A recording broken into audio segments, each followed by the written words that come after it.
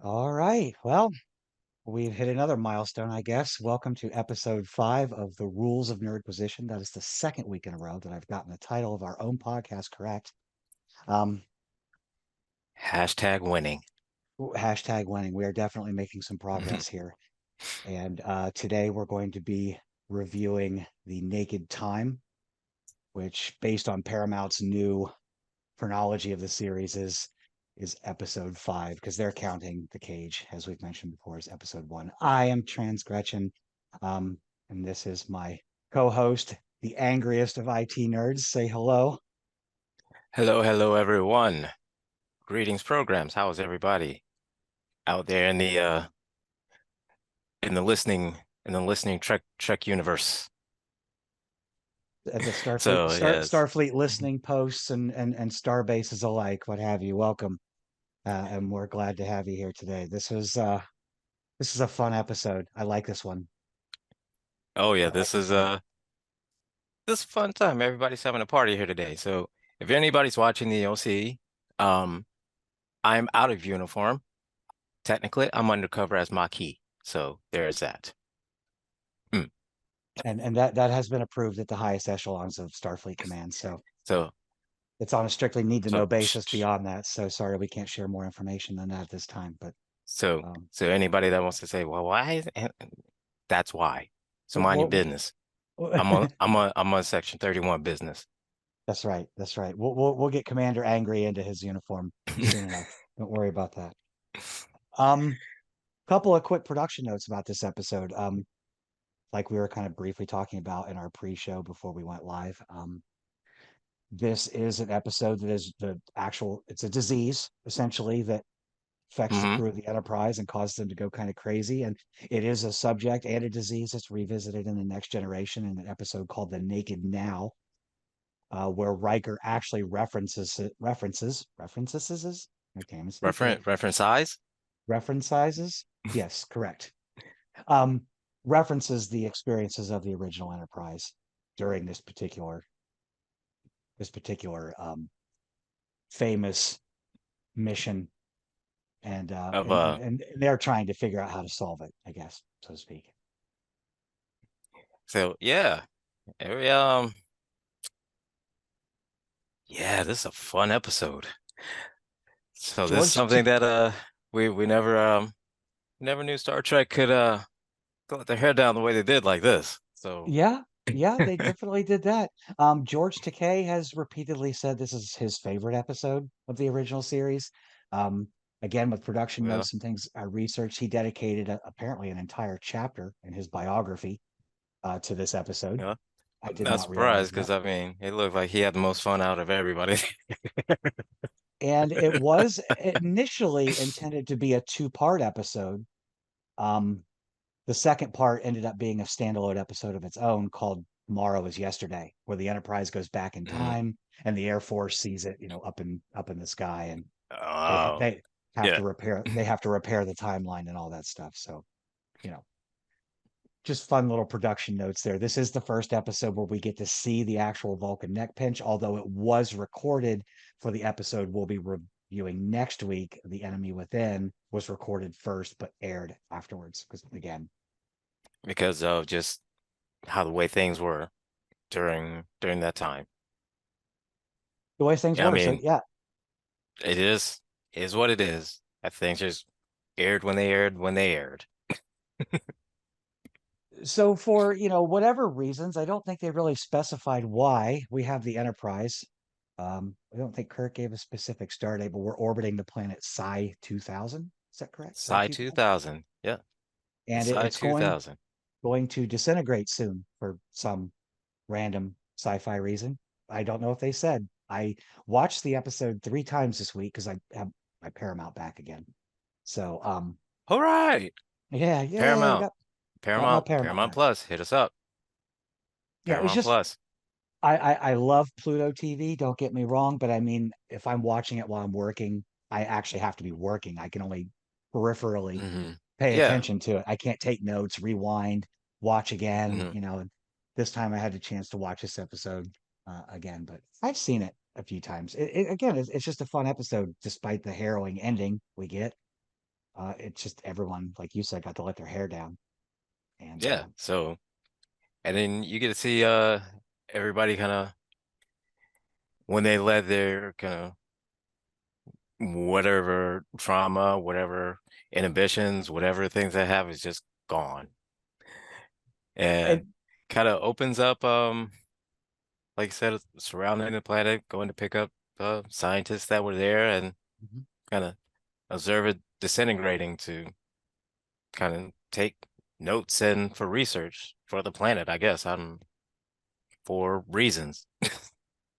For reasons. And it's I like these sci-fi TV shows of this Mhm, particular era because we're in the opening before we actually get to the title card, the opening mhm. titles and stuff like that. And they find the dead frozen scientist, who's for some reason just So just frozen. frozen, and one Did guy's taking a shower with clothes on, and just people right. just didn't act like they just didn't care anymore. They just one lady, I Right. guess, got choked out. Yeah, exactly. And did they say why the station was frozen? Was it because I'm assuming because the scientists were all Mhm. incapacitated that no one could maintain the station and keep everybody warm? But They well, said the life support went out, so they don't know yeah, how it you're went out. right. They don't know if somebody turned it off or what. But yeah, the life Which support went out and then it froze over. Yeah. which would definitely make sense when we get to the near the end of this episode because apparently it's like I don't know if you've ever heard this before. I had a friend once and it kind of she said something to me and it kind of rang true in my head. She's like, "Do you ever like go walking, like say you're out and you're on a bridge over this ravine or something, and you're holding your phone, you're taking pictures?" And she's like, "I would get these random thoughts in my head where I just like, what would happen if I just threw my phone?" And I thought, well, I guess I've thought that before, not seriously. I think she was kind of serious, but I digress. I don't know. I have weird friends. What can I say? That's that's a lot May of that's just too much. That's just too much. That's too much drama. That's just too much self-imposed drama. That's what you call that, it. That's and self-imposed drama. maybe it was something similar to this disease because that's definitely what drops your inhibitions. And I cannot help but we're still in the early days when Spock is really dramatic. And I mean, and he's talking to Kirk and he's telling him what he's seeing down here, telling him about the frozen engineer and the guy who's frozen in the shower with his clothes on, no less. And he's like, this is nothing like anything we've seen before. And Mm. he is so serious. He's so So, serious when he yes. says it. And then boom, boom, boom, and then we go to credits, and the And show they just begins. like It's like, do like summon up bitch. But then we find out, how. How does this whole thing happen with the Enterprise? Well, because the dummy, the dummy that went down with Spock. Oh, his nose itches, and so what does he do? Oh, he takes his glove off. Takes his glove off to sticks his scratch hand his up nose under his up helmet. under his helmet, and it's like, and again, I'm sorry. There's if you're in an environment where you're wearing the gloves and everything like that, like I get that it's cold. Okay, you're going out there and it's cold as everything. I get it, but when you see dead bodies everywhere, maybe that's me, but that's a red flag to keep my gloves on.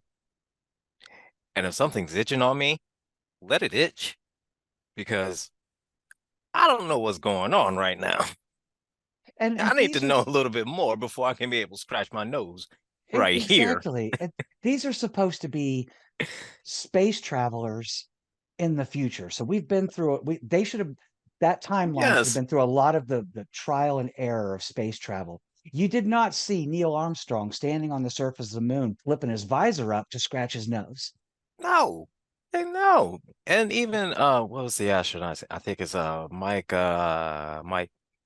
Massimino. He's an astronaut. But anyway, he was saying that a big problem and issue was if your nose starts itching. and they were saying it's like there was a way that they found a way to um not like scratching nose beforehand or something like that or anything, but on some kind of, I guess, like a ointment or something that you could put on your nose where it's an anti-itching thing. So you Okay. be out there long enough, you could do what you need to do. Don't need to have to itch and have that to scratch that need to scratch and have it distract you the whole time. And so And I would always wondered about and that too, because like, what if you're in space and yeah, you know you and you need to. It's a what serious thing. what if you have to sneeze? You can't cover your nose and mouth, and you spray the inside of your Yeah, visor with snot and stuff. I mean, that would and suck. right. And I mean, even though There's some little wipers there's inside there to. right, there may be a chance that you may not. It may not be any like solid water or kind of spray anything like that or anything, but you can't take that chance at the same time either, because you don't know, because you can't wipe it off. No, you can't. You can't wipe it off. So that would be very that would be these are the things I So thought of because I like most kids when you're 5, 6, 7, 8, 9 years old. you don't People question say, that. You just say, well, I did oh, though. I did though, no, because people would be like, what do you want to be when you grow up? And I'd be like, well, I want to be an astronaut, like most kids would. But then I would follow that up with questions like, what if I have is to that? sneeze? Yeah. Or I'm like, what if or you? what, My what my whole thing was that how do they use the bathroom? And so I all they ever told us was very listen carefully. listen to a few astronauts, and then they would describe the whole process of how it went, and then it's a lot to go through just to go to the bathroom when you're up in space like that.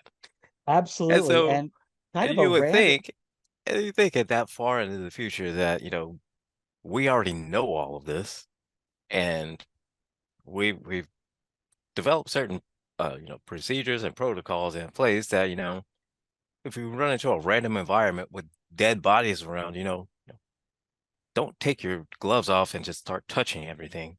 I think that should be a number one rule. Absolutely, absolutely. And in my Star Trek binging, just as a side note, um, in the movie Star Trek Five, The Final Frontier, when Cybok has Kirk, Spock, and McCoy in the Enterprise in the brig of the Enterprise A, Kirk hits a Mhm. button and a little panel comes out from the wall and he sits on it while they're talking. That is the only time in Star Trek history to date that I'm aware of that you see an actual toilet. It is a toilet that comes out of the wall. It has the lid on it. The lid is down when Kirk sits down to, while they're having their conversation. So it is I confirmed the say, Enterprise does, in fact, have toilets. I always thought they just had like an actual bathroom itself. That's just me. Well, they probably That, do in their quarters. This was in the brig, though. So, I mean, you're in a holding oh, cell. oh, well, in So, the brig, that's different. Yeah, that's a yeah, different story. Yeah, your basic prison cell these days just has what, a sink, a toilet, a bed, that's maybe basically, yeah. maybe an end table for you to store a couple non-contraband items in. Or just There I go, wiping my nose, itching my nose again. I'm gonna get it. I'm gonna get it. I'm gonna get it.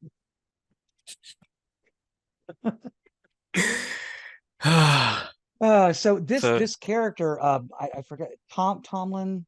I forgot to write his name down. He is the oh, here he only is. time. Tormolen. He is the Tormolen. only person in the original series referred to as Lieutenant Junior Grade, and you can tell by the fact that Yes. the lieutenant stripe on his shirt, it's broken like dashes instead Mm-hmm. of a full stripe, which is a Yes. full grade lieutenant. So another random weird fact that means absolutely nothing, but hey, there it is. Do with it what you will. Right. Which is funny because I read this. Um, excuse me. I read this little factoid when doing some research on this episode. Is that speaking of that exact same junior grade lieutenant when he says something to Sulu is that you don't rank me. He said, well, technically Sulu did because Sulu was a full lieutenant. Yeah, technically, So Sulu technically he did did. outrank him. And this is a good scene that brings us back to a conversation that we'd had before about the Enterprise, the original Enterprise, having replicators or not. Hmm. Because the Lieutenant Junior Grade does walk up to the wall and he puts this 3.5 inch floppy in the wall and presses a button and the little door opens and his food comes out. Yeah. They've referenced in certain episodes food synthesizers. I don't know Hmm. what the difference is between a synthesizer and a replicator. I mean, to Uh, me, it sounds like they're both doing the same thing, but I then guess it was. In Charlie X, you had a chef that was making meatloaf. So Well, that is true. So I mean, it may be one of those like early stages of a replicator. I guess you filled out your thing or whatever, put it on a floppy disk, put your floppy disk in there, it says, but then meatloaf and this, and then it just prints out your meatloaf and slides it out to you. I'm wondering if like, or is he going, he puts his disc in and then behind the wall on the other side, there's this dude who's watching a monitor. He's going, okay, walking in, we got steak, medium rare with a side of roasted veggies and some mashed potatoes. Like I'm And then saying some that there's just a Waffle House. There's just a right. Waffle House that's just right behind it. And then some other dude walking by and putting the meal into the box on the other side and going, order up. So, dang that order up. We got food dying in the window. Come on. I need expo right away. Anyway, but he starts to freak out. That's in the whole, you don't rank me, but you do. And And then little do we find out is that he's been infected by the virus or the disease or the infection or whatever you want to call it that right. has that took out all the scientists on the planet. Now it's up in the Enterprise, and it started with him. Yeah, and he gets all Hmm. sorts of bent out of shape, grabbing a knife, and him and Riley, Sulu and Yep. Riley have to like fight him down, So they have fight to back him down. And wrestle the knife off oh away from yeah, him, and then of course, oh, contact. The little snake the sound or the little whatever that weird. that little rattle. They're Like like you hear the rattle and they go like this. they're and they're rubbing their hands like Like something on my hand. I can't. And then and maybe it's just me. I don't know, but if for whatever reason all of a sudden I feel something weird on my hand, and I'm going like this. I'm going to the doctor. I'm going to Even the if doctor. even if Bones is going to be just a complete jackhole about the whole thing, said I don't care. At least I'm making some kind of note or something. Say, yo, man, look, something's not right. Something's not right. Check me out. Something's not right. Yeah, and you would think more than one person would do that too. So Yeah, Even if Bones at first was like, You're just imagining things, it's no big deal," and then another person comes in and with the says, same "Hey, symptoms. And they said, oh, something on my hand, something on my hand. Hmm. And you would just go to think that after about, doctors." yeah, you would think after about three or four people that would come in with the same symptom, but then all of a sudden, then after that symptom, then they do some real, just wild, crazy all over the Enterprise. And Oh yeah, okay, there's a pattern to that. There's something that's going on.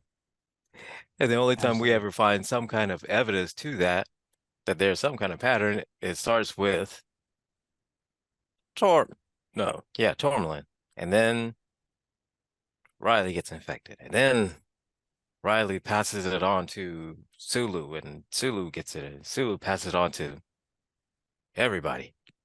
Right, and even Riley when they're on the bridge and Riley's starting to get the effects, you're seeing him and Sulu kind of getting. He's rubbing his hand, he's doing that thing, and then the orbit starts to decay or something. Hmm. He makes that line. Like it's like the planet reached out and grabbed us or something, and Yeah, the Enterprise orbit shift. And Kirk is like compensate, and Riley's just over here like just rubbing his hands together, freaking out, and Kirk's like, "I said compensate." Slams the button to while all the while Sulu's over here doing the same thing, rubbing his hands. Yeah, because something's weird, something's happening. They know, but they didn't. I don't know. It's like They they don't know what's going on, and they don't know how to kind of hey say hey something weird's going on, man. I don't know what's going on, but something weird's been going on since we got to this planet, dude. I wonder where it started from. Because I mean, say we look at the beginning of the pandemic, for example, and at first I couldn't drive around the city without seeing signs in people's front yards that said, God bless the first responders. Everyone was thanking nurses and doctors for all they were doing. But then within 6 months, it was the vaccine is poison. Doctors and scientists don't know anything, and I'm going to eat horse parasite paste um, to take care of this. And I'm wondering, okay, so in the 23rd century, at this point, they're just like, we don't believe doctors anymore. We don't need doctors. We don't do that. My hand's itching. I'll just eat some. He said, I'll be fine. I'm just gonna go take some dewormer and I'll be okay. Yeah, it's like that's just it. I'll be fine. It'll be fine. I'm It'll not be worried about fine. it. And so they're just steadily just going in this orbit, watching everything decay. Everybody's hand is going, itching, and you just hear rattles all over. Everybody's rattling and Everybody's rattling in, and it's everybody's a rattling and wiping their hands. pretty straightforward episode too, because there's not a lot of nuance or anything. It's pretty much just we're just watching the crew members one by Yeah, one getting it, you yeah, know, and let's see, Riley leaves the bridge. We don't see him for a minute, but ends up locking himself into engineering. While at the same time, we're seeing some other things like Tormolen or whatever his name yeah, is that we can't pronounce. We're in actually at the sick bay scene where Kirk is or not Kirk, where Bones is checking him out, him and Doctor Chapel, or Nurse Chapel. Good grief, there's Chapel. Nurse This Chapel, and and they're just watching him die on the table. yeah, and I realized that they reprised her character in Strange New Worlds. Um, except they this Nurse Chapel and that Spock had a little bit more of a love interest thing going on, or like a love triangle thing with Oh him yeah, and him, her, and Spock's um fiance, girlfriend. Capring. Yeah, Yeah, his betrothed, I guess, would be the proper betrothed word. would be the more proper one. Yeah. Because again, Um, I think it comes down to it that in most cases, Vulcan relationships are probably arranged. I can't just mm, I can't see them just like going, hey, I want to right, go out to the Vulcan bar tonight and and see if I can get myself a little action or something. I just don't see him thinking that way. You know, right. And it's like said I'm going out to get some shots right? and see Exactly. some thoughts. It's like yeah, you're not gonna no that no. I don't think it was even in an episode that we've covered yet because I've been watching the series over and over. There's one episode though where McCoy and Kirk are in a room and Spock comes in to join them, and McCoy says something. They're having drinks, and McCoy says something about Spock wanting one, and but he won't want one because he's a Vulcan and he'll do that. And Spock actually says, "Actually, I will have a drink." And McCoy's like, "What? What? What? You are? Oh, okay." But again, well, not sure which one that was. It's got to be in the first season some point, but I'm not really sure. But we'll see. But yeah, Tormolen, poor Tormolen, he kicks the Yeah, bucket. Kicks the he kicks bucket. the bucket. Yeah, because he was the dummy. We get He to was watch he his was vitals just drain away on the little panel, the wall panel there. because he was the crash test dummy. And still not a red shirt yet. We haven't fully embraced No, the I red mean shirt conspiracy of the original series yet. I don't think it's become a trope. just yet. No, not at this point, no. Because they have the different uh colors, but again, at this point they haven't really assigned that, blue is for this, you know, gold is for this, you know, red is for that thing. They're just It just colors. is Just what it colors. is. Yeah. Right. And But so no, so yeah, they're pretty much just trying to round up everybody that has just gone off the deep end. And trying to, and we got one of my favorite scenes. It's just you get this random crewman. He's just laughing his rear end off in the middle of yeah, the hallway, and Spock bumps into him, that's why it's and like and go then to this go is what to this it's is like what he's laughing at. That's what he's laughing at. that love mankind. I don't know why it's so funny to this crewman, but it's certainly funny to me because the dude is just laughing. I mean, just hysterically. I think it would have been funnier if like he's standing there laughing and Spock walks by, and when he turned, he just right across Spock's with a It just brush. splatters paint all over and just like ah. That would have been funnier. That would have been really good. And so Spock kind of not realizing what's going on and just what relay this message to Mr. Scott that, we're gonna need power. We need to get into the to this Right. because Riley has completely blocked off all control from the bridge and routed it to the engine room. Oh yeah. Yeah. And he's singing. He's singing something about a woman named Kathleen. So Yes, and just nonstop singing the same song over the one loudspeaker. more time. Die! And Kirk, even though I don't know if he's infected yet, but it definitely getting And get it on it. irritated You because can just see it's just getting on his nerves. More than anything. and this brings up the next scene where it and we might be a little out of order on the scenes here because I think the Spock and the guy in the hallway comes a little bit later, but we get Sulu shirtless in the Shirtless hallway, Sulu. shirtless Sulu, which he had a decent physique, you know, but with his little I think it's called an Evie, an Evie. I don't know. It's basically the sword that you use in fencing. It's a heavier type fencing type weapon, Yeah, but I've been told that the official name for it is called a swishy pokey. it's swishy pokey. Okay, Yes, that's what that's I've been good. told that the name of it is called a swishy pokey. Not And a not a foil, not not not a sword. No, apparently it's called a swishy pokey.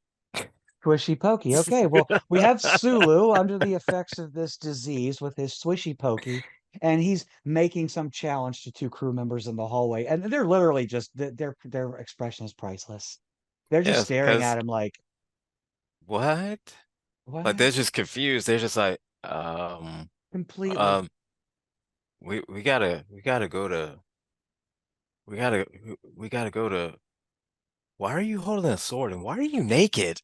It's Like, like what are you doing? He doesn't even know it's like you what can is see. It's happening. like they just want to say it's like we gotta go to. Why are you naked? Like you can just Yeah, I mean, see just just whole look at barrage of him. just questions, just everything. It's like, uh, um, it's and it's always the main one that you just see. It's like, why are you naked? Right, right. You can't see it in this Not picture that, here so too, but now the that he's prop is holding right, really bad too because it's like bent. Like right, you not can't like see it in that picture, but anyway, so no, not that he's holding, not that he's holding a foil up against him. Sorry, not that he's holding a swishy pokey up against him. squishy No, pokey. no. Just like I said, why are you naked? And why are you sweating? Yeah, why is he like so like oiled up like that? It's like it's there might as well be fireworks going off and his introduction song playing as he's walking down to the ring or something. I mean, Yeah, they oiled him up for that scene. yeah. I Oh, mean, he showered in baby oil. Like he took a bath in it. Like he was I mean, I know that was that oil. That was oil. wrestling's been around for a long time, so I'm not going to say that this inspired what we know as wrestling. It just hadn't But I become know like it's mainstream and popular yet, but they definitely took a page but out of that was whoever the that predecessor to WWE was. yeah They took a page that out of was their book. oil. That was some oil. That Maybe was no, that that's wasn't that wasn't oil. That was Earl. That was some Earl. That was hey, some and deep. That was so much oil. It was Earl. maybe that's why Sulu likes this episode so much because he had a whole crew of makeup artists rubbing him down with baby oil before the scene was even filmed. So hey, Just rubbing it down, just going, oh my, oh my. yeah, oh my, yes. They actually had to get a group of people. In the notes I read, they called it a coalition, but they had to get a group of people on set because he was so into practicing his fencing because he didn't have a lot of time to do it. He could only do it when he was off Mm, camera. okay. That he was like poking and stabbing at random crew members when they would walk by, and they actually had to get a group of people to complain and go to the production crew and be like, "Hey, we need to get your guy under control because he keeps poking us with his swishy pokey." He's poking us with his damn sword. It's- and, and So and and somebody do something about it because his sword. While meanwhile, I'm not bleeding. It just hurts. and what's up with when he's like, you know, yeah, these guys run away. He tries to poke at them, they run away, and he climbs up the ladder, and calls them cowards. But uh, was Yeah. it right before, or right after this scene? He's like standing in the hallway. I think it's right before he encounters these guys, and he's got the rapier in his hand, and he holds it up like, this pen is the rapier or the foil, and he's like, Yeah. And it's like, just dude, mm, dude, maybe it's back to that whole, I'm standing on a bridge. What happens if I just jump? right. Or what if I throw my phone off of it? Like, oh, I this is wonder what sharp. I wonder what happened if it. So of course, naturally, he has to test the sharpness, test the sharpness of the foil, and just oh And again, a sign of the times, because he just touches it and he's like, oh, if it had been made today, the way production minds are, he would have jammed his thumb. mm, It would have come right through his thumb. I mean, yeah. sprayed a gallon of blood everywhere, probably. It would be like Anime style, ah, tss, tss, like a sprinkler, just ah.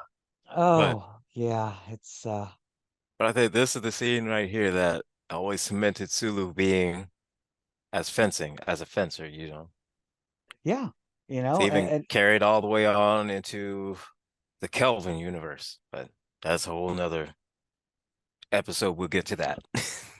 yeah, but We'll it, get it to was that. def We'll get to that bridge. We'll cross that bridge when we get to it. absolutely, but definitely inspired by this very scene. They do try to pull um a lot of tropes, and yeah, we'll get to that, but they're always looking for some connection. And I think that this episode in itself does present a lot of foreshadowing, even if they didn't mean to. You've got, again, this is a Hmm. disease or an event that recurs in Next Generation. Yeah. Um, and some other things that we'll talk about later on in the episode, because I think there's at least two other instances in this episode that lead to some foreshadowing for future episodes and movies, even. Hmm. Yeah. So, well, the Enterprise is plummeting. It's spiraling down towards Psi Spiraling down 2000.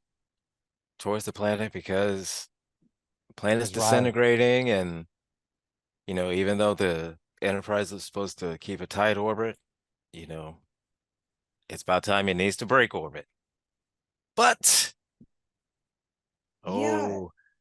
but oh, what's his name? Uh, Riley. He's having himself a whole big karaoke night in engineering. Hmm. Yeah, he's definitely putting on an entire performance. If I get my hair out of my mouth there, that's a little better. We're struggling here. Look like you were having some technical difficulties there just I for was one for a few random hair, seconds. one random hair that I couldn't see because I'm blonde and it was just like invisible, but I could feel it. It was there. And it was like it threatened to bring the whole show down. So I had to fix that. But but yeah, I think this is when we actually get the scene where Spock runs into the guy in the hallway who's painting on the walls because he's going to check on Scotty's progress. Because Scotty's Yeah, got a phaser of all things. I mean, you don't have other tools that are meant to cut through bulkheads and walls and stuff. I mean, yeah, why are you basically using a handgun yeah. to That to use something that you know a torch, like an acetylene torch, should be used. And I would think, exactly. I think, if you decided that you were going to use essentially a handgun, that the handgun would be, stronger than the torch if you were going to use the gun. But Right. And I've seen people shoot locks off with revolvers and handguns before in my time. But I mean, if I'm trying to cut through the wall, I'm not going to grab my 44 Magnum and start shooting the wall. right, it's not like you're just going to start shooting it and make like a little perforated pattern and just ba ba ba ba ba ba ba, then and then Yeah, just pull it out like that. It's not going to right. work. Exactly. I'm going to shoot the wall like Batman would, and it'll be a bat symbol that'll just neatly fall out of the wall once I'm done spraying bullets at it. Exactly. But Scotty's trying to Mm. maintain a time factor, and this we're is So this like the second Scotty's, time? Did he do yeah, it last episode or the episode before? Scotty's getting into this his own trope now where it's like I can't do it without this much time. I need this much time to do it.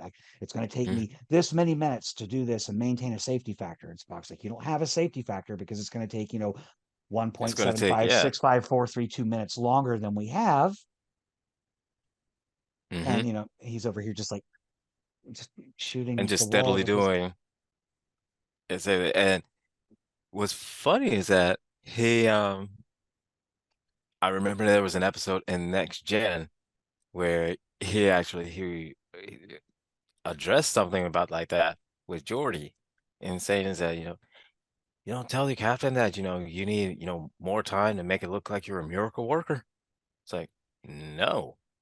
Like if I need 5 minutes, I'd tell the captain I need 5 minutes. He's like, you don't tell the captain you need 10, make it look like, you're a miracle worker and you could do it in five? No, that yeah, doesn't make yeah, sense. the episode Relics, which in that episode, Scotty also references this episode in that episode of TNG Relics with Scotty in it. So Yeah, he references this too. Because yeah, it's actually Star Trek 3 when they're going back to space dock. Because I just watched it like a week ago. Um, and Kirk's like, when can we take her out again? And Scotty's like, well, I'm gonna need 8 weeks, but I'll do it for you in two. And that's when Kirk is like, hey, wait a all minute. right, come on. Do you always Tim, multiply your repair estimates by a factor of four? he's It's like, like come on, man. That but how of a sudden you could do something and you're saying you need 8 weeks, but you can do it in two. Come on, man. Come on, after man. after 20 years, you're just catching on to this, Captain or Admiral at the moment. Is that Like, oh, you just now yeah. figuring it out, Admiral? What? But it is a very interesting speech that Scotty gives about how Starfleet captains are like children. You just can't give them everything they want all at once because they'll expect it all the time.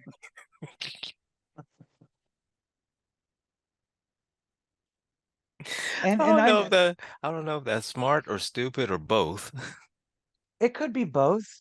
It could be both because I don't think with Geordi it ever really mattered. Geordi would say, "Hey, this is how long it's going to take me," and Picard would be like, "Well, this is how long you've got. And Deal with it. Deal with it." And we're not and going Jordy to. is just like, well, Okay, I don't know. I mean, that's not going to change anything. That's not right. changing anything. No, So you no, say I need exactly. 5 minutes. Well, it's going to explode in three. Well, I still need 5 minutes. Now, at what point did Spock get infected? Now, I know that both and hmm um him and Tormolen had to I, have checkups. They did mhm. earlier in the episode because He there's got it. He was infected from nurse from the nurse that's right, Nurse Chapel. uh Nurse Chapel. That's right, because she does the whole "I love you, I'm in love And with then you" kind of thing, and why do you treat your see women everybody so so weirdly and stuff? yeah. He's like, I'm in love with you, the human you, the Vulcan you, blah blah blah blah blah, all of you. And then you see when he leaves and he goes to was it the conference room or whatever, and he just breaks down and just starts crying. Just uncontrollably, blah, blah, uncontrollably just starts crying for no reason. Just randomly crying because I guess that whatever the infection is, it just affected his emotional center and he just couldn't control it. And everything just came out as just started tears and just crying and crying and crying, letting all that emotion out. And while I'm steadily talking, I know you're talking to your kiddo. That's I why I am know you're talking. on mute. Yeah, I know. I was talking to my kiddo, but no, I mean, I heard everything he said, and I get it. She's just very passionate about her Lego creation. She likes to show them off, and you have to tell her what it is that she's made. She's a nonverbal autistic, so she likes to come in Oh, and that's awesome. she'll show you the creation and then be like, here it is, and you have to tell her what it is 5, 6, 7 times in a row, and then she's like, okay, you've said it Oh, enough. awesome. She just she just made a bowl with ice cream in it and a spoon because that's what she wants. She wants ice cream. And I told her she can have ice cream when the show is over. But hey, I- next time, when I finally find the perfect uniform for you, I know I get her one too. That way, when she comes in and pops up on camera, she at least be in uniform. So, Yeah, there you go. but yeah, that whole scene with Chapel it's interesting, and Spock says that first line, "I am in control of my emotions." He says it the first time. Yes. And and you see throughout the whole rest of it, he's wrestling with his emotions. Just for whatever reason, that whatever the Vulcan part of him that was keeping himself in check is all of a sudden just gone. And so now he's just feeling everything from everybody everywhere. You know, Right? Captain's No, upset, and he's upset. Then uh Sulu's this and he's just feeling everything. So much emotion, everything, and no Vulcan therapist. no Vulcan therapist, nobody to make him feel better about himself, and you know, um, I don't know again if it was before or after this, but he's already spoken to Scotty, and he's got hmm to go back to the bridge to report to Kirk as to the situation in engineering. Um, Rand gets stopped in the hallway by the guy who's singing to her, you know, Yes. and And she's like, "Hey, Spock," and he's like, to "Get get out out of of the the way. way," and then he And walks then away and she he's in takes front of like her again. 3 or 4 steps and then he's right in front of her again. It's like, what? Dude. So, dude, you uh, apparently, I guess the Enterprise needs some sexual harassment training. And in a bad way, and I would also say some xenophobia training too, because A little when bit, yeah, a little bit. when McCoy is like the most xenophobic person on this ship, like just when he's examining Spock earlier, and Yeah, he's like, it's like, your heart rate is this high, your blood pressure is almost non-existent. If you do call that green stuff in your body blood, like dude, you And you you're you you're you're a you're doctor in a multi-species federation. yeah, like come on, man. You can't be saying no kind of xenophobic stuff like that, man. Come on. You can't, you just can't be outright racist like this, man. I mean, all the time, all the time he is. So it's just, and well into the And movies too. I don't think it ever stops. I think he's always, it just always particularly, just kind of, Spock, you're out of your Vulcan mind. And it's yeah, always time, it's always gotta bring up something about him being from Vulcan or something about his lack of emotion or whatever he shows an emotion and just nonstop hypercritical of literally everything that Spock everything, does. everything about his entire species, just Yeah. all the time. And I don't fully understand. Like, I understand I've had moments of emotional and mental breakdown where, you're just having an issue getting a grip on things. I don't know that I've ever sat down and counted. Like, I understand, some people like to calm down, they'll count to five or something like that, but he's just like this whole Hmm. like two, four, six, six. Like, Yeah. I didn't quite get that one, but it's a good scene. It's a great scene because once you get this full blown on Spock weeping, and Kirk is trying to find him, and he calls the bridge, and Uhura's like, well, he's not here. And Yeah. we get we get a scene where and I think I'm jumping ahead again, but this is a um this when Kirk finds him in the conference room, it reminds me of a scene from another movie.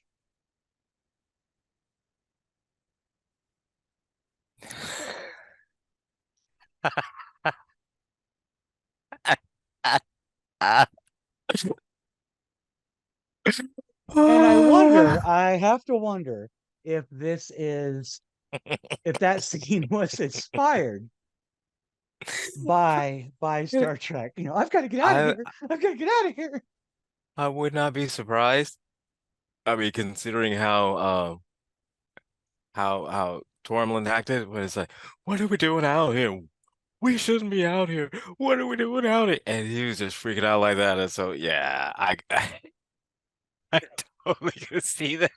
And Kirk is And just smacking Spock. He's smacking him. He's smacking him. And he's just and then slapping it. Yeah. and then Spock slaps him once, and Kirk goes flying over the table. Oh God. And that's why this episode is so fun, because it's just so ridiculous. And I can't believe we actually skipped over the scene where Sulu comes to the bridge. Oh, yes. I And forgot about that. Yes, he goes right, to the I bridge. skipped over it. I wasn't Says, following my notes like I should have been. where Naked Sulu hops onto the bridge and it gets into a sword fight with everybody. He's into a sword fight with everybody, which is in turn the first depiction of the Vulcan neck pinch on screen. Yes. So when he grabs Uhura, and then Kirk distracts him, and then Spock jumps in and And then, oh, and it's got to be, oh, it had to been weird for, I would say for either Shatner or for Captain Kirk, if you want to go by character of Captain Kirk, but just holding Sulu naked, just have just him naked up against it, and you're trying to hold him. It's like, he's so greasy, I can't get a good. He's so much baby oil, I can't hold on to him. you're God. Like you keep slipping out of my grip. I don't fully understand.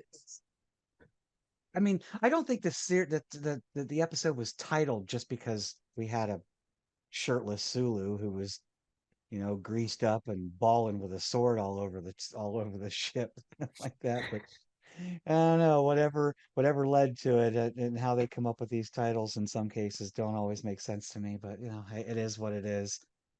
And it's filler in my opinion in the middle, because McCoy is trying to figure out what's going on.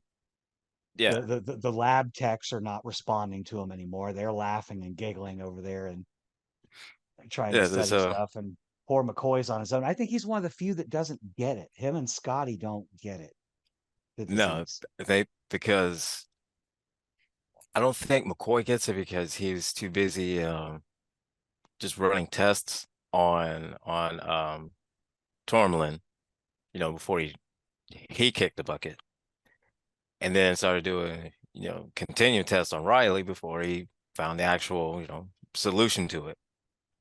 And I assume because he's a doctor, he's got at least decent hygiene. He knows to wash his hands after Yeah, dealing with patients and stuff like that. that's it. Don't touch your face after you've I would think at least examined for a sick himself. patient, right? I think at least for himself. Everybody else like, you're fine. So, meanwhile, he's washing his hands. Said, should I wash my hands? Like, you'll be all right.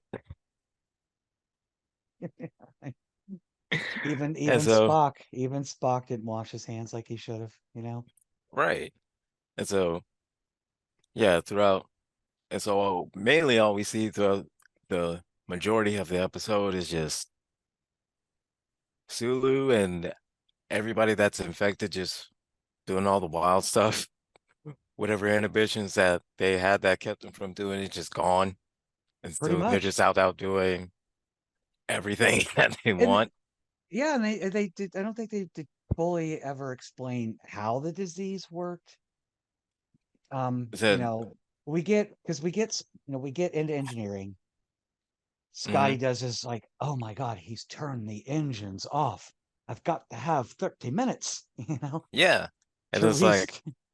and it's like, well, so what do you mean? It's like, you get turned on, said, well, it's not going to change the law of physics. I need 30 minutes. It's like, oh, so this time you actually need 30 minutes. So Right. that, It's that's what we're doing now. it's not actually 6.5 minutes. You need 30. You need actual 30 minutes. So Right. maybe at least in this life or death situation, he's not worried about making himself look like the perfect engineer or what have Right. you. He's actually like, oh, we're gonna die, and I He's need like, 30 minutes. I oh need no, 30 we're gonna minutes. die, dude. Said, look, I need 30 minutes. Said, well, we don't have it. Said, well, we're gonna die. Which is why Kirk goes looking for Spock because they've got to risk implosion, and I think Star Trek: The Next Generation got the techno babble down a lot better. This is the '60s again. We've already had Yeah, episodes where it was like, hey, you live in a hot environment, you should take lots of salt. You know, but we've already picked right. out some of the incorrect I think scientific beliefs of the time period just because I think they just pretty much kind of figured during that time and said, well, if we use so SAT words, we'll be fine. because in my opinion, and I'm not a scientist, I have to use that disclaimer. uh Implosion does not Uh, sound any better to me than an explosion. um no, without without neither without one even sound pre making fun of billionaires, is that not what happened to the individuals that went to visit the Titanic? Their submarine imploded It imploded, yes. It because went of water just pressure. swoop. Exactly. Yeah. That Yeah. sounds awful. That sounds awful. Yeah. Both of them sound pretty awful. Yeah, Here yeah. in just a second, let me be right back and let my dog out Let your dog out. because This is a random. yeah, This is a now fixture on our show. It is now a regular feature where the somewhere in the broadcast, Commander if Angry will go to let his dog out. yes, if you can hear her demanding. Actually, can't. Oh, well, that's a test of this mic then. All right. Anyway, Yes, let your dog out. she's a little demanding little a-hole. I'll be right back. No problem. Given next week's episode, don't put her through the transporter.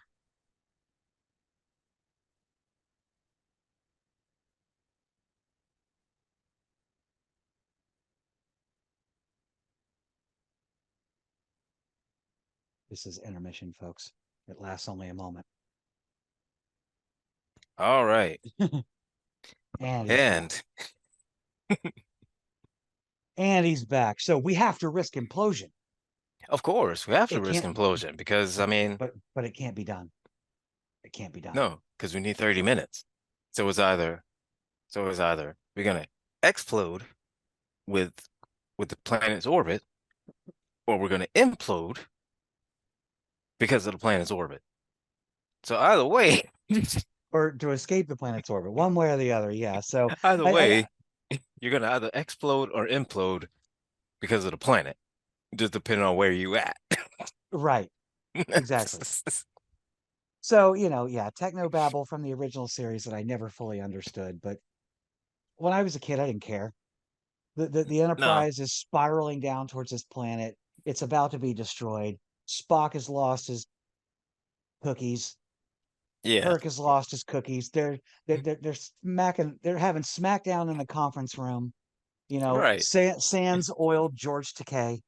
You yeah, think they should have been oiled up fighting in the conference room. I mean, that would have yeah. that would have That been would have been, believable. And then, and somehow throughout that exchange, I think that's when Kirk was infected. But then yeah. miraculously, at the exact same time, that's when McCoy finds the cure. At the Which same time, at about the same time, Kirk gets infected. which is water. Yeah, The cure is water. yes, Watcher. I'm. Yes, I mean, I've said it, and my friends say it all the time. Take your meds and drink your water. I didn't know it was the that. cure all for. But apparently, yes, that was the cure was water. Then again, some could argue that the cure for Kirk was really his ship. Because it's the one thing. He is a But womanizer throughout the entire series, but there's only one true love in Kirk's life. And now I know why it's called she. yes. But the weird thing is that, all right, okay, so the cure is water, but not drinking it. No, not drinking water. No, it had to be injected into Injected. you. Had to be injected into you. Had to be And injected into you. again, okay, at the time you don't think about this when I'm looking at this because I'm at the time I'm like a kid, and so I don't question anything like that. I'm just saying is that, oh, it's just some sort of just medicine or some kind of this or some kind of whatever solution, whatever. Never paid attention to where it was water and they were You know, injecting water into it. It's like, I was so really? young when I first saw it. I don't even think it really registered with me. I might have only been 6, 7, maybe 8 years old when I first saw the episode. To me, the ship was Yeah. just going to blow up, and hey, Yeah, Dr. you're McCoy's got a watching. cure. He's got a Yeah, cure. you're And watching because, oh, you think the ship's gonna blow up, and then, you're just being entertained because everybody's just acting a fool throughout the whole throughout the whole entire episode. Is that you want to see more of Sulu just going around just being naked, swinging a sword around, and you want to see more of just, and you don't think about all these things, is that you just know that the Enterprise is gonna blow up. yeah, The Enterprise is either gonna blow up until unless Spock, Kirk, and McCoy find a way out. right. No And one else. It's just those three. no one else. It's always just those three. It's So, always those three. If those three can't find a way out, everybody's doomed. exactly. Because Scotty, I know that Vulcans are intelligent. I know that Spock is intelligent, but Scotty is a trained engineer. So I think it would go without saying that his knowledge of engineering would Hmm. surpass the level of knowledge that Spock would have. Spock may Yes, have a good generalized idea of engineering, but the right. specifics of it, No, I, but I don't not I don't no. see that happening. With Data, Like, it makes sense in the next generation because Data has access to he has access to computation. so much, just essentially just so many people's notes and so much Databases, the thing computational databases that ability yeah, to think everything that's about it. happened and so many people that have had weird and random problems that he's pretty much equipped for like 99.9% of everything that could happen. Right. Whereas, But we need Spock. We need Spock to provide the formula for Scotty to use for right.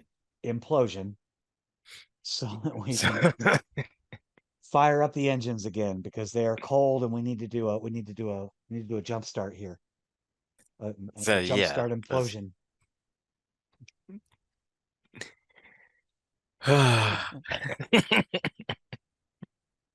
But even though, I mean, so and I would say that like Spock and Kirk kind of cured themselves in a way.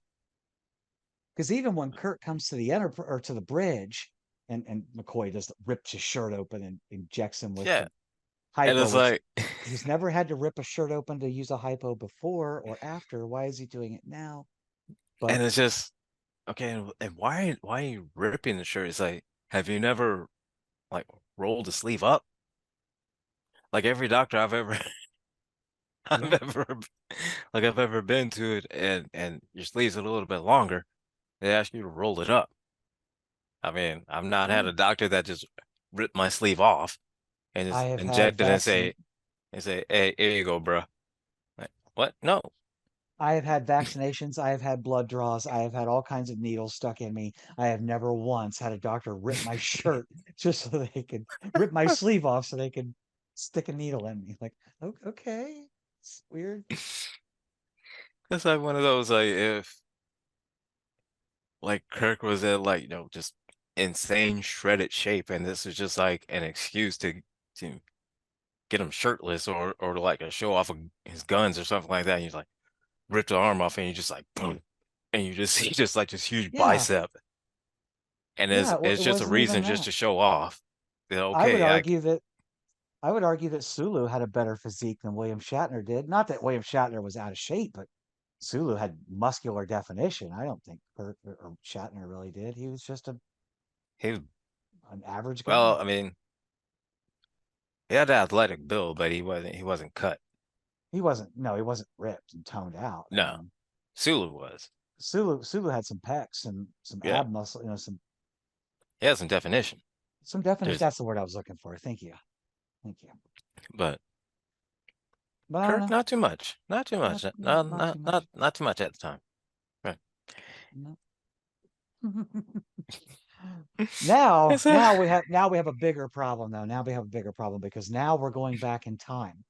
The ship is traveling faster than it should be capable of doing, and we are Mm, going back in time, which goes back to, in the beginning when I said production notes, this was originally supposed to lead into a two-part episode where this would be the catalyst that would throw the Enterprise back in time to 1960s Earth, where the Air right. Force would discover the Enterprise and, in the up in the sky, which was one of my favorite scenes in the original series because I was like, that would be so cool to walk outside, just see the Enterprise like Yeah, then all of a sudden you two just rent. 2 miles up, just floating there, and this like, that would be so cool. That would be so cool. And this dude's in a And fighter jet. He gets to get yeah, close. hey, you would think that if you just randomly walk outside and you see the Enterprise just floating up above in the sky, and then it's like you see so many YouTube videos and so many TikToks about it Oh, and everything. All of them be like, this conspiracy theory shows that the Enterprise is real. This can be. It's like, and we'd all be debating it on Instagram and TikTok. yes, it'd be a debate for like the next millennia of this ship was here. It was here. It was actually here. It wasn't there. It was a distraction because what was our See, government really doing? see, no, see, look at that video. That video is done by Photoshop. See, look, that's not even. See how the clouds are? That's AI. That's all that is. Which begs the question: the status of social media in the 23rd and 24th centuries. That's Yeah, not something they could really conceive of when they were making those shows at the time. I mean, what TNG ended, it ran from 86 to what, 94? 94, I think. Just And 7 years. because it was 7 years, yeah, 90.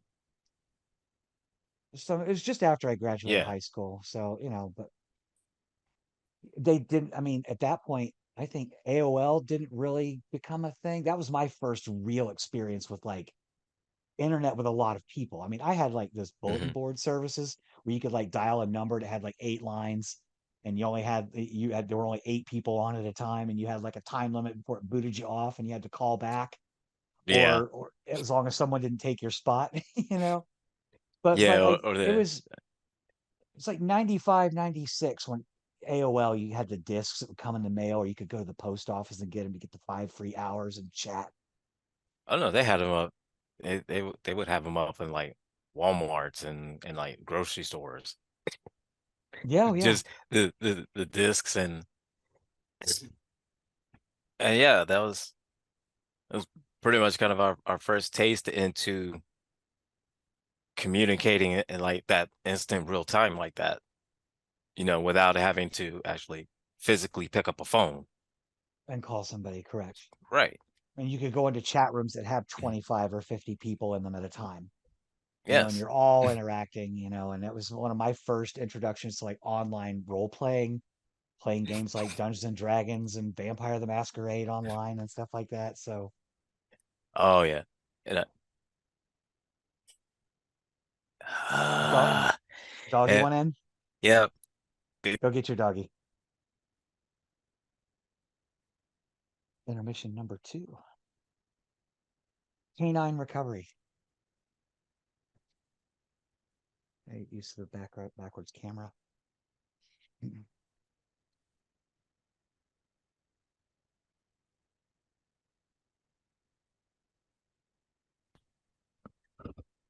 One day I'm gonna make her get on camera. Mhm. I don't know At how I'm least, gonna do it. I don't at know how I'm least gonna the do it, at least but the one door's day, right there. You're not gone, but you know, so no, one day 15 seconds. I'm gonna make her get on camera. I don't know how I'm gonna do it, but one day I have to sneak and get my dog on camera. Your dog's camera shy then? Yes. But Mine would climb up on top of me if I let it right now, so would take up the whole camera. He knows nothing about shame or humility or shyness, but I don't need a 100-pound dog sitting on my lap right now. So so no, how how big is yours? uh, she is a Jack Russell Chihuahua mix. She's Oh, like 30 pounds. oh, no, I've got a Connie Hey, Corso. He's a run of the litter and still 110. uh, hang on. Let me see if I can try it. I'm gonna try and get her. Come here, come here, come here. Don't run away. Give me the lovin's. Come here. Ah, you smell like outside. You smell like all outside. For real. Come here. Come here. Ah, He's not having it. she's not having it today. She's thinking, she's thinking, would I rather be in the woods with a bear or go on camera with a man? Hmm.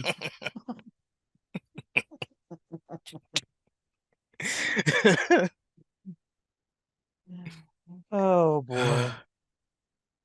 So what's It's a interesting though is in this episode, while we're flinging back in time, um, it reminds me a lot. I don't know if you've how much you've gotten into like any expanded universe stuff, but like if you were going to write, say, a novel for Star Mhm. Trek, and Star Trek is very similar to Star Wars in the sense that they believe that only what appears on screen is considered canon, be it a movie, a TV show, or that is canon material. Right. If you were going to write a novel for Star Trek, and I remember thinking about this years ago, I looked into it. If you're going to write a novel for Star Trek, there's rules that you have to follow if they approve it. Hmm. You cannot kill any of the main characters or alter the universe in a way that cannot be wrapped up and fixed by the end of the book or the end of the story. So that's why I think before Deep Space Nine really embraced the episodic, true episodic view of Star Trek, where it was one continuation, a continuing story from episode to episode to episode, Right. where the original series and TNG and even Voyager to a great degree followed the, the typical monster of the week or crisis of the week Hmm. scenario. Right. Having its And own kind of self-contained story so we instead have of it this, being yeah, stretched out right, to the season. Yeah. exactly. So we have this huge issue where the entire crew of the Enterprise gets sick from a space disease.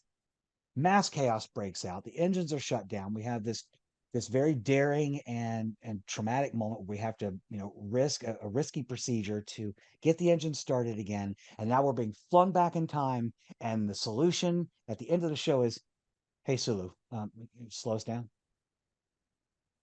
Just hit the brake. That can you hit the brakes for me Yeah, real quick? just slow down. And hey, we went back in time 3 days.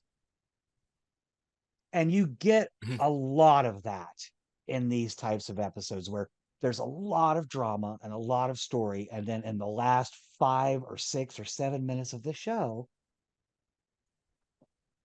it's fixed.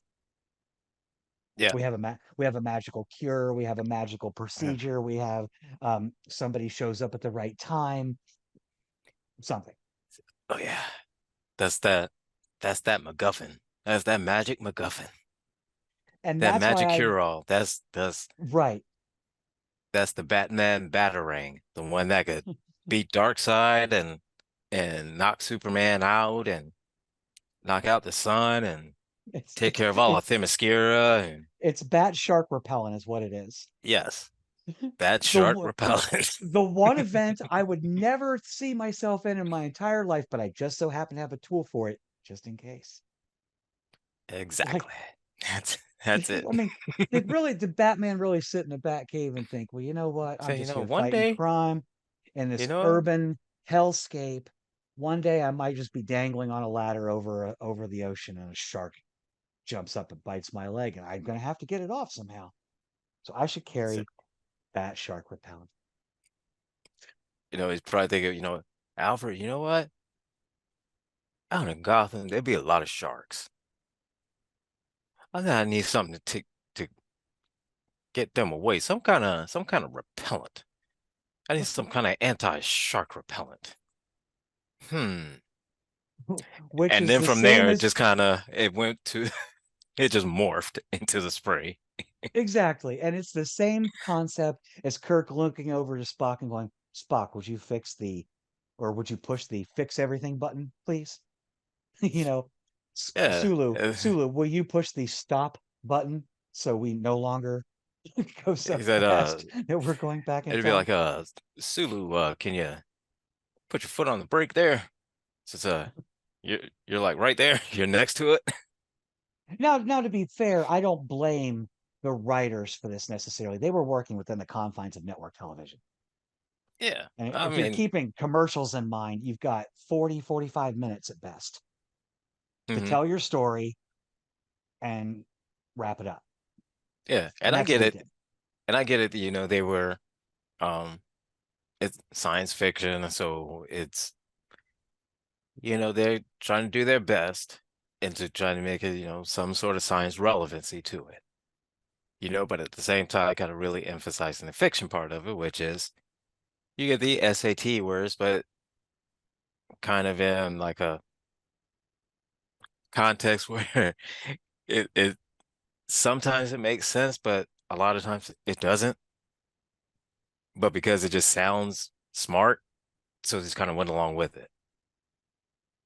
Yeah, yeah. I won't say who it is, but I I have someone I know thinks in a way that I think that this appeals to. If you think about it in terms of general audiences, and this was before the Trek fandom was really founded. Because Hmm. now you go and talk to any Trekkers, Trekkies, Trek fans, whatever you want to call yourselves. Now you can speak in Klingon, you can talk the techno babble, you can all that stuff, and they'll Yep. get you. They'll understand what you're talking about. But Yeah. I Hmm. know somebody where I was watching the movie Interstellar. Have you seen that? Christopher Nolan's Interstellar. I haven't. That's one of my ones I want to see, but I can't ever remember. Well, you should definitely watch it because it is on Paramount. there's your plug for the day, Paramount Plus. It is on Paramount Plus right now. Um, Paramount, hit us it is up. a, according to like Neil deGrasse Tyson and some other, you know, prominent astrophysicists, it is one of the most realistic spacefaring movies that are out there. And this person that I Okay. know, I love it. It's one of my favorite science fiction movies of all time. It's just, it's got everything in it that appeals to someone like me. Um, but this person, this friend of mine, let's say, is like, I can't watch it because it's just too heady for me. And I think Okay. that's why in the original Star Trek, you could use just those random sci-fi terms, even if they weren't necessarily accurate, because your average audience just wants to be entertained. We'll go back to the storytelling of the episode itself. The Yeah. techno babble doesn't matter. We're telling a story. All that crap doesn't mean anything because what's important is prove the Enterprise is sick, they're in danger, and we have to get out of danger. Yeah. And And I think that kind of the some of the writers may have taken some liberties and been like, you know what? Let's have some fun with this. yeah, Let's just say, the crew is supposed to be under a disease where they have no inhibition. So, you know what? Let's just have a little bit of fun. Let's just say one of the guys he decides randomly he just wants to keep singing. Another one, let's just say he wants to run around with no shirt on. Say, and just keep doing random things like that. Because what, hey, what's something that just looks like just A, completely crazy, and then B would also be kind of funny within the settings. Because I mean, if you think about it, you're in the middle of space in a ship with a sweaty, half naked guy running around and, and calling everybody Richelieu. That's kind of funny. I'm sorry, that's kind of funny. it is, and it brings up a good point. I mean, I mean, I'm sure there's some episodes like that, but doesn't it seem to me, or to you, at least it does to me, that the original series had more fun with more episodes than say Next Gen did? How I many think so. episodes of Next Gen? I mean, because you with the original series, you have Shore Leave, which was a fun episode. Yeah, Trouble with Tribbles. You've that got was this one. that was a fun. Yeah. You've Um, got this episode, which even though it has a serious theme, of danger, it's still the crew and the cast got to just be just kind of crazy have fun. Yeah, and just have have some fun. fun. Let loose a little bit. It's like, you know what? We're always in the confines of it has to be this. So you know what? Yeah. We're able to kind of tell this story where we can have a little bit more fun and just kind of say, hey, there's Or some I think that situations that we think would be funny. exactly. And I think that there were some instances or scenes in certain episodes of, say, Next Generation that were fun. I just don't know how many episodes were actually where the whole theme of the episode was just to be silly and fun Right. and fun. I mean, Like there's like I a said, few of them like that. Um, and like I told you last week off camera is that the first episode that I ever saw of Trek was a piece of the action. yeah. And again, that was another fun episode because you got to see it's like, well, we think it would be funny to see what would how Kirk would be if he was a mob boss, you know? And you get to see that. Exactly. He's even talking in some like Bronx, Southern New Right. And York you think, accent, yeah, you say, how funny would it be to see the captain of the Enterprise as a mob boss? And then they figured out a way to make for somebody just completely silly, funny, random suggestion. Yeah, and I could be wrong. I mean, there's probably episodes. I know that Voyager had a few episodes, especially the ones with Tom Paris when he would go into like the holodeck. What was it, Captain Proton in those Yeah, Captain episodes? Proton. Yeah, the He Captain had Proton episodes, yeah. he had his goofy ones, and Picard always had his like Private Dixon Hill, was Oh that his yeah. name? He had a I couple of think, those. and then of course Data would always with Sherlock Holmes Right, until but they that all gave us until they made Moriarty. Moriarty. Yeah, yeah, and they, in fact, they brought him back even in Picard. I thought that was interesting, but Oh yeah, it just and that also sets up some foreshadowing too in this episode because once Kirk's like, "Hey, Sulu, can you put the brakes on?" They slow down. They're all realizing they have 3 days to live over, and Spock is explaining how it happened, the time shift, the time traveling in time, and Kirk says, "Well, that's interesting. We might have to use that again one day." Well, I don't know. Maybe you'll need to mm, find some whales or something, you know? yeah, maybe we need to find some whales and kind of help And them out like that.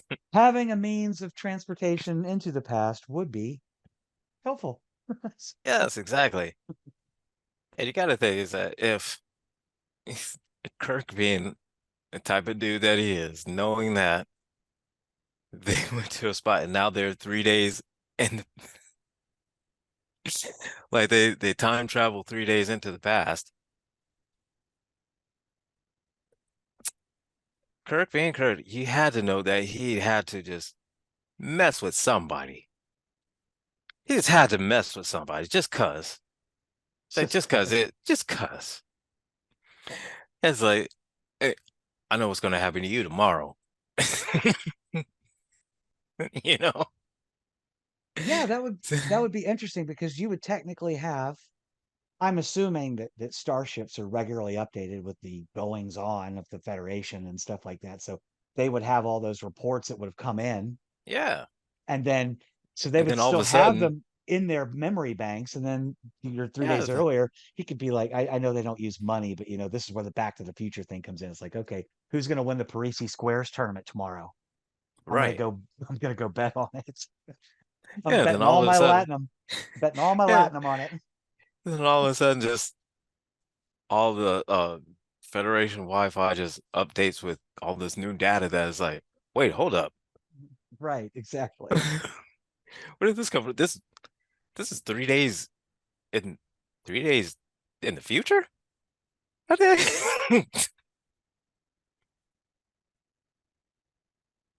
But yeah, I mean, I really Yeah, would have liked to have seen. It would have been cool if they tied it in and did that two-part episode. I think that would have been cool. They didn't get enough of a chance to do that in the original series. The Menagerie being the only two-part episode that ever actually made it yeah. to completion. Whereas I think I think maybe next this one next is that gen, no, I would say maybe this one is that maybe they one day were planning on it, but yeah, they were planning um on it, and then they just broke them off into two separate yeah. episodes. Maybe just kind of time constraints or whatever, just say, you know what, we'll just have to do this as a self-contained and another one as a self-contained. And again, you're talking sci-fi on TV was a relatively new animal. You had what? You had Hmm. some black and white episodes of Lost in Space, Twilight w- Zone and Twilight Zone, Outer Limits, that sort of stuff. It was still so but it was new. all but most of it was just like just all horror. I wouldn't say like kind of horror, but it was just definitely a lot of occult and um Especially with like with Twilight Zone spirit. and Outer Limits. Yeah. Oh yeah, with like a lot of spirits and like occult stuff and you know, but everything really it stayed, either whatever city I was in, nothing in outer space. So Right. Yeah, they were still trying to find mm, their way around. So I mean, they didn't really know. I don't think the networks really knew what to do. Versus, like I said, you get into next gen. I think by season 3 or 4, the cliffhanger became the go-to. At the end of the season, you had a cliffhanger that went yeah, into the next season, starting with Best of Both Worlds, Times Arrow, um, hmm. And Gambit. then I think that was actually in the middle of the season though, but still, Descent. There was a yeah, whole and bunch of episodes that then it kind were of started a cliffhangers. whole trend with all the other series in which um the season finale would be a cliffhanger and the season beginning would be the conclusion to the cliffhanger. Right, right. And does anyone not So, do a cliffhanger anymore? It's like always a cliffhanger, isn't it? you know, Like it's we're just like that kind of just set the trope of just I that in general. I get it. I do get it. Okay. The reason for doing it, but at the same time, I'm a fan. I'm coming back next season. Don't worry. Yeah, I'm going to Don't watch next season, but I mean, you don't have don't have to to, make me wait 8 months cursing you under my breath, waiting to yeah. find out what happened. Said I would like, not to want to throat punch you every day just because I Exactly. want to see what happens. You know, Exactly. Exactly. I'd like to not have that feeling. Once in a while, it's okay to just end the season and be like, hey, it's cool. We'll see you next season. And Say, everything's yeah, worked out fine. so we're gonna just it would be nice just to end the season and say, hey, this It is would how it be. ended. Said next season, we're starting a whole brand new story. Right. Right. Exactly. And didn't even, I'll have to watch it. Enterprise is probably the series I've watched the least, with exception to Discovery. And I think Enterprise kind of had a thematic theme for the most part for each season, each of their 4 seasons, especially with season 3, which was the whole Zendi conflict. But Oh, see, I've only seen the first 2 seasons of it. oh, really? Oh, well, Hmm. good to know. So Well, it was, we've got lots of Trek in our future, and as Trek fans ourselves, Trek that we haven't seen. I haven't yeah. seen all of Discovery. I've seen maybe the first season. I got to get into it. I just we're old. I'm a parent. We've got jobs and careers and families and things, and it's like Sometimes you gotta watch it when you can watch it. you watch it when you can watch it. Yeah, so with the new season of Discovery, I'm just like first episode in of watching it, and I think it's like 3 or 4 episodes in now, and uh, it's good, but it's making me sad that that I know this is the last season, Yeah. and so I'm kind of hesitant, but I do want to watch it at the same time. Yeah. I mean, it does sort of leave a bit of a gap. Now, I do know we don't have an official end for Strange New Worlds. We've got 2 seasons in. Hmm. We know the third season's coming. There's no Yeah, set plan that I've heard of how many seasons it's going to go, but that's really kind of our only active series because Lower Decks is now, coming to an end after season hmm 5. now I This heard a is the rumor. I heard a rumor that Strange New World was was renewed for like 2 more seasons instead of just one. Oh, okay. I'd I, have to look into that. that's a rumor, Four so I don't know for four sure. s- seasons seems to be where they've wanted to go ever since Enterprise ended with 4 seasons. Now Hmm. that was because ratings were starting to fall, but ever since then they've kind of Yeah, gotten to this idea that we just want to go 4 seasons. I've heard producers or read about producers talking about it in that sense, as opposed to how the Next Gen, Voyager, and Deep Space Nine all went 7 and yeah, had 7 seasons. Yeah, upwards of 180 episodes apiece, which right. is, in my opinion, is probably what I would consider the golden era of Trek, because you Yeah, really because get. you have 7 seasons, and each season is like 25 episodes a season. I mean, Yeah, at one point you had at least 2 series, going back to back, right on essentially. air at the same time. Yeah, So because I know Trek or TNG led into DS9, and then DS9 led into Voyager, and they were and overlapping a Voyager bit. and DS9. Yeah, but they were overlapped quite a few times. Oh yeah, oh yeah. But I think it was what in the original pilot for DS9, you have Picard is dropping off Miles O'Brien from the Enterprise. There's the Hmm. whole conflict between him and Cisco And because of Wolf 359, and then yeah, and then and you then realize that Cisco don't like Cisco does not like him at all. does not like him at all. And then in the season opener of Voyager, Voyager actually chases the Maquis being, Chakotay and B'Elanna and a undercover Tuvok Yeah. from Deep Space Nine. So I think Quark was in that episode. They didn't have anybody else, but So, no, because so Quark meets everybody. Every like Quark knows everybody. yeah. Didn't Quark make a brief appearance in Star Trek Generations? When I didn't don't know. Riker It's been so did long since I've seen that. Yeah, I'm gonna have to check because I thought Riker called Deep Space Nine asking about where B'Elanna and Torres, or not B'Elanna, B'Etor. Um, I wouldn't be surprised because, well, I can't remember the other yeah. sister's name. B'Etor and the two Klingon women. They're Oh, oh, Lursa, Lursa and B'Etor. Beta and Lursa. Yeah, Yes. yeah. And I thought maybe he called over there and was asking, like, had they stopped by or something? And Quark was like, I can't really tell you that. And then Riker's like, well, what if I were to void my, vouchers for your bar or whatever? Quark's like, I already did. Here's the information. Oh, but anyway, yeah, this was a fun episode. I mean, I think I do believe that the original Trek crew had a lot more opportunity to have some fun. Next week Yeah. is another good episode. I've watched this one a few times in just the last couple of weeks. I really enjoy it. The Enemy Within, Ooh, yeah. which is Ooh, why that I was a good one. you might not have heard me when you were out letting your dog out. I was like, we want to let the dog out, just don't beam it up after a transporter malfunction.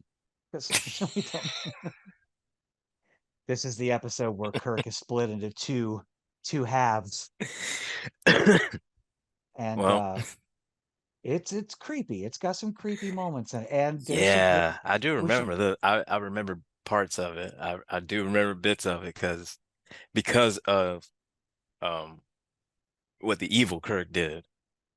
we should even just give Yeah. a preemptive trigger warning in the sense that there are some rather serious themes of non-consensual interaction between, you know, men and women, or at least attempts Yeah. at non-consensual interaction. So, but Yes. definitely covered some very interesting themes. And I think this is one that could have we could really get into some serious philosophical debates about, you know, Yeah. when And when and then that's the one thing good about with I think that with Star Trek and that kind of Gene Roddenberry also wanted to tackle was like situations in real life situations, and put it into a sci-fi bubble. Mhm. And so that way when that if anybody were to look at it and say, "Oh no, that's not right, that's not right," but if you put it into a sci-fi bubble, a lot people would be a lot more receptive to it and Right. saying it's like, "Whoa, that's not right." Say, what do you do? That's not right. He's doing this, he's doing that, da da da. Da. That's not right. And it's a lot easier for people to kind of digest it and seeing it in a 500 light years away, as opposed to, 5 minutes down the road, you know. Yeah, exactly. And they do it. I think not just Star Trek, but science fiction in general does that beautifully. It's the difference between going on, say, a social media app and saying, you know what, um, assault is bad, Yeah. racism is bad, and people not listening to you and saying, oh, well, you're So just yeah, you're yeah, yeah. Yeah, of whatever. course. Yeah, yeah, yeah, whatever. But Good. then you can put two people on screen, one who's black on the right side and one who's white on the left side, and then the other guy's flip flopped, Yeah, and and then you're then wondering, they're it's they're like, they're they're fighting over that, and then you're like, but that's so silly. but that's the silliest thing I've ever heard. And you can realize that, yeah, racism is silly, but look at the hatred that it's breeding between these two people to the point Yeah, where they and kill each other. They yeah, kill each and other. and you're still looking at it as like, but they're the exact same, and that's the point. Right, right. That would be like aliens coming down here and going, why are we doing that? You know, why Yeah. why are the white folks So and the black folks why fighting each other? They're the same fucking yeah, species, dude. they're And you that two are the same. So it's like why are you fighting like that? You two are the same.